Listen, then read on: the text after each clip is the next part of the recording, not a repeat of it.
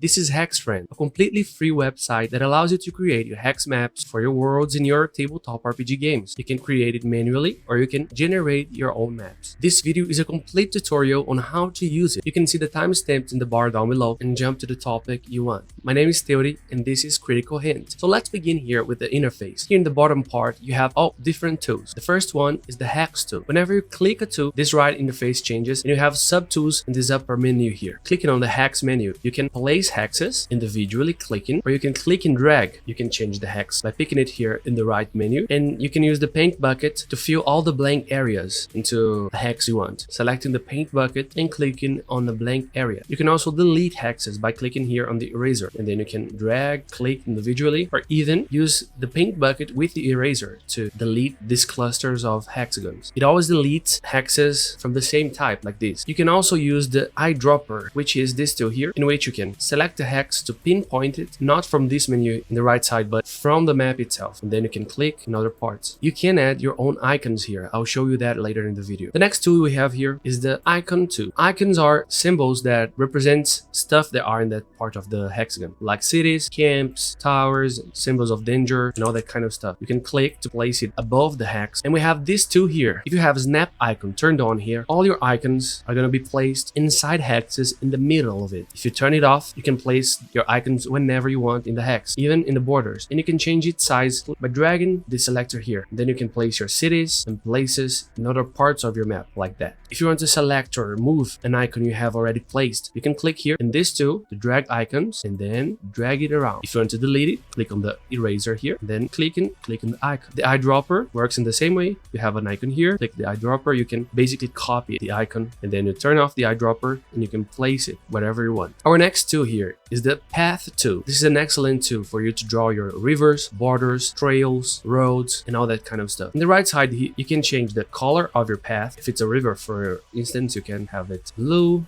You can change the size, how the line ends. Then you can click on your map to create points and draw your path. As you can see, I'm drawing my path freely here. But if I click here on this snap path, all my paths are going to follow the hexes borders here. If I've drawn here a path in a way I don't want, I want to delete it, I can remove the last point, clicking here. I can deselect the path to draw another path here, or I can even delete the path. If I have a path that I have already drawn in the past and I want to edit it, I only need to select the tool here and then hover the mouse over the path and then click. As you can see, I can only draw from the end. So if I want to expand my river from this upper part, I can do it here. And if I click on switch end, I can switch the end I'm drawing and then use it here. If you want to make curves, you have to place the points very, very closely like that. Then when you deselect the path, you see the curves. In this bottom part, we have already some presets like river, a path, trail, a pass, a border, and a minor border like that. But you can create your own presets by setting it here. Let me show you. I want it purple, and I want a dashed with a, you can select the size of the gap in the dash, 15 and 15, and then you click here. Test, you give it a name, and then you can click to create your path. A quick tip here, if you want to create a lake or something like that, you can select the river path and then do it like that by clicking and creating a lot of points in the format you want. In order to see it better, you have to deselect the path to see which parts are blank like that. I have to create some points here. Then I just have to select it again and fill that part. If you want, you can do it like that. You select the terrain that matches the color and place it below the path. Then you go to the path, click here and expand your lake, a river, or something like that. There you have it. Okay, the next tool is the text tool. It is a very efficient and simple to use text tool. You can select the font. Unfortunately, you can't add your own fonts, but we have several here. You can bold it, italic, I'll select an outline, and just like the path tool, we have here some presets like region, barony, city, town, village, river, and dungeon. And you can create your own presets like that. In order to edit the text, you have to click here and add it here. Hi. Like and subscribe.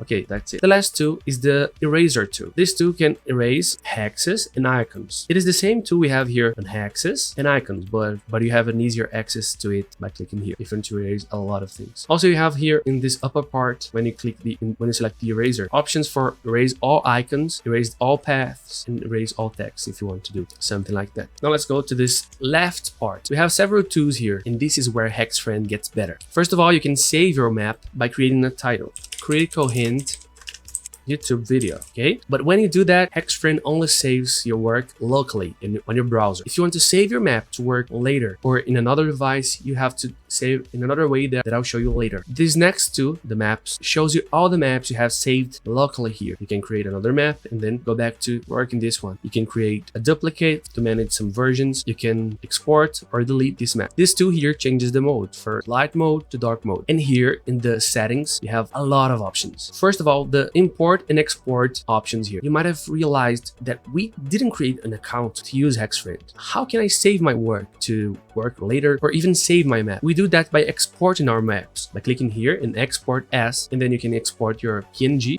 for your VTTs like Foundry, Roll20 or the Hexfriend, but this is not editable. If you want to edit your map to work later, you have to export it in the Hexfriend format this here. Then you can select a place in your computer, and whenever you want to edit your map later, you have to import this file by clicking here on import and picking the file from your computer. I'm going to show you a map I did before. I just imported, and as you can see, Hexfriend sometimes have this bug that when you import a map, it doesn't show all the hexes you made. Don't worry, you just have to import it again a second time, the same map, and the map will be complete like that. And as you can see, I used my own terrain hexes. I'll show you how to do that later. But first, let's go back to our map, our test map, and play with the grid options. Here you can click to show or hide your grid. You can change the grid thickness, change the grid color, place a gap between the hexes, or even place large hexes above the hex map. This works well for world maps when you want to create regions of influence or something like that. You can change the grid thickness, the size. For instance, if I have a large hex map to take 5 hexes of height, I just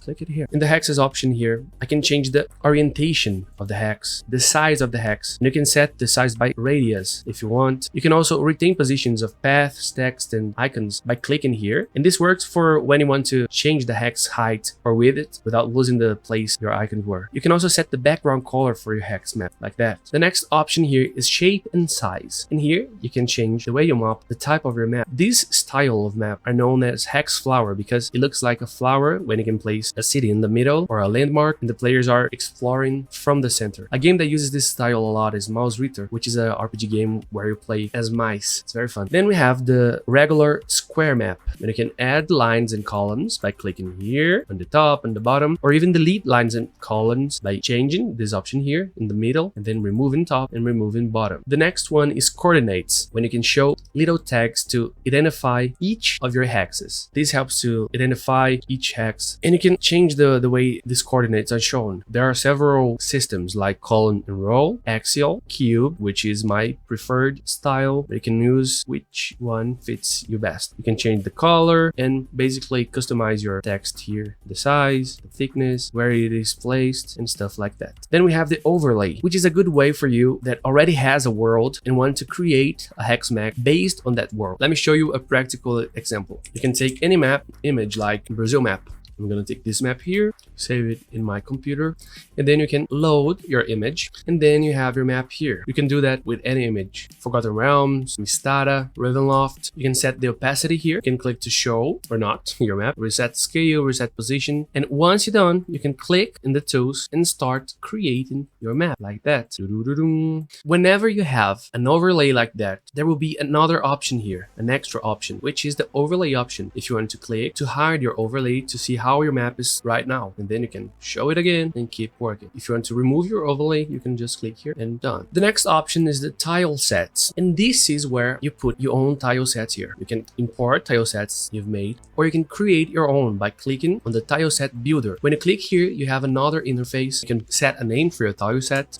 You can put the author's name, the version, and in order to create your tiles, you just have to click here. You can change the name, forest. You can rotate the hex, and you can upload a symbol, and this has to be an image from your computer. I already have some images here from Valansia, which is a setting I play. You can select the image here, then you can change the symbol scale and the background color if you want. Sometimes the symbol won't fit perfectly on your hex, but there's no problem because the hex grid will fill out this part and no one will notice the difference. And then you can keep clicking here and creating your own tile set, and once you're finished, you can export this as a file to your computer. You have to save that file because you can import that whenever you want. Let me show you a tile set I've made. As you can see, I have all the tiles here. Once you finish, you can click here on Exit Tileset Builder. And then on Tilesets, you have to import the tileset you've made because we were creating. Now I have to import this to use in my map. Once you import it here, your tileset will also show here with its name in the right part. Then you can select and use it in your map. The same thing works here for Iconsets. You can import and create your own Iconsets like that. Works in the same way, almost the same way, because when you click here, you can select icons like that for city, and then you can change the size, and you can also change a tint for the icon like that if you want. You have to export the same way, and if you want to use it in your hex map, you have to import the icon set you've made. I will import one I've made, and then it will show here on icons. Look at that. Then I have some icons that I can place in my map like that. Now we have the generators. This is where you can generate your map, and you can do that by generating terrain and icons. Let's begin with the terrain. Once you click the generator, you have this interface here. You can specify and create custom rules here for your generation. In the bottom part, you can animate your generation. In this way, you will see Hexfriend placing the hexes in your map. If you want to generate faster, then leave it on mark. If you want to clear all your map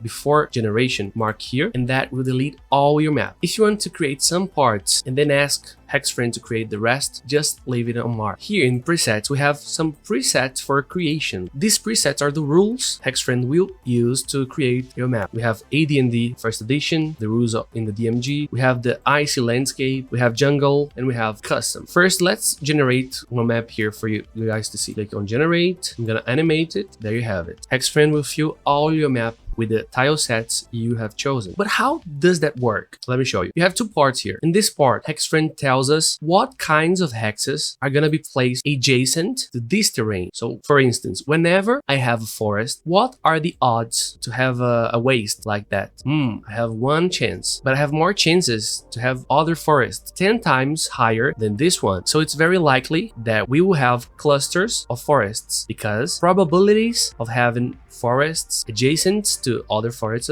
are higher. Let's clear in order to show you again. Let's say we have a mountain. So I click mountain, and what type of terrain is more likely to have next to a mountain? Obviously, another mountain. Then I click here on the right side. So I have one chance of having one mountain adjacent to another mountain. Next to mountains, we can also have volcanoes like that. But it's more likely to have another mountains than volcanoes. Volcanoes hexes are less common than mountains. So I can click here on mountain again to show that this hex terrain has two chances of appearance next to this one. This has only one chance, and I can use it how many times I want. I like to see it as dice probabilities. For instance, if I would roll a d6 table to see which kind of terrain we have around the mountain, we have 3 chances of having another mountain, 1 chance of having a volcano, 1 chance of hills, and 1 chance of forested hills. Now, whenever I have a hill, I have 3 chances of having another hills, 1 chance of getting green hills, and 2 of forested hills. And then you can create your own rules, but remember, you will need to contemplate all kinds of terrains, because if I use this rule here, let me clear everything and try to generate only with these 2 rules, for instance, it doesn't fill on my map. Why so? Because it tried to fill by starting with a forest and then created another forest and then a hill and then another hill. And when it got to a green hill, I don't have a rule here for filling what's around a green hill. So Hexfriend only stops. If I want to create a rule that fills all my maps, I have to create a kind of loop, a chain, where each terrain points to another type of terrain, which points to another type of terrain, which in the end closes the chain. Okay. You can also export and import rules. For instance, I have created some rules here for my world like that, and as you can see, we have a chain here. Let's generate. Then it fills all the map. Those white ones aren't blank. There's no hexes. Okay, so this is the terrain generator, but we can also generate icons, and it works almost the same way. The difference here is the generation chance. In this case here, for each of these hexes, we have 1 chance in 6 of having an icon we put here. For instance, a fortress like that, or a village, or a city. But if I want to have more cities in my world, for instance, I can click more times here, and whenever an icon is generated, we have 3 more chances of having a city than